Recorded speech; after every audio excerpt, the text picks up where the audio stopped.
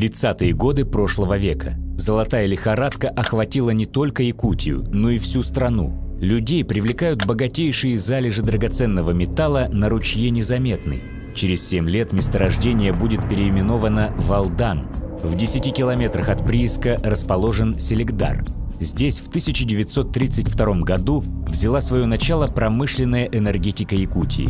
В глухой алданской тайге начала работать Селигдарская электростанция. Локомобиль небывалой для Якутии мощности. Вот это вот трубопровод подачи технической воды на станцию с реки. Поэтому место расположения это было выбрано, чтобы подавать водичку, питаться было и откуда. И можно было сплавлять часть древесины, заготавливаемой для работы станции, по воде. Этот момент совпал с многомиллионным потоком раскулаченных, который хлынул в северные отдаленные районы страны вместе с семьями и безо всякого имущества. Коллективы спецпереселенцев обеспечивали заготовку дров и доставку их на электростанцию. Порядка 300 кубических метров в сутки сжигала эта станция, использовала для своей работы непосредственно. Ну что такое 300 кубических метров? Это, ну грубо будем говорить, 5 железнодорожных вагонов, полностью груженных древесиной. Ее нужно было поставлять сюда ежесуточно.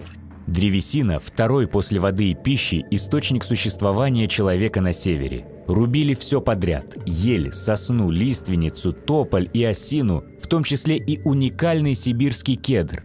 Теперь уже мало кто помнит, что вокруг Незаметного встречались обширные кедровые массивы. Находилось это все в ведении ГПУ, войска НКВД непосредственно вели контроль за самим цикловым процессом. И руководство станции, включая, скажем так, начальника станции, являлось непосредственным выше по иерархии и по званию в этой системе, нежели начальники, так называемых в прошлом хозяева, лагерей, где содержали заключенных для того, чтобы обеспечить эту станцию энергоресурсом данным, дровами.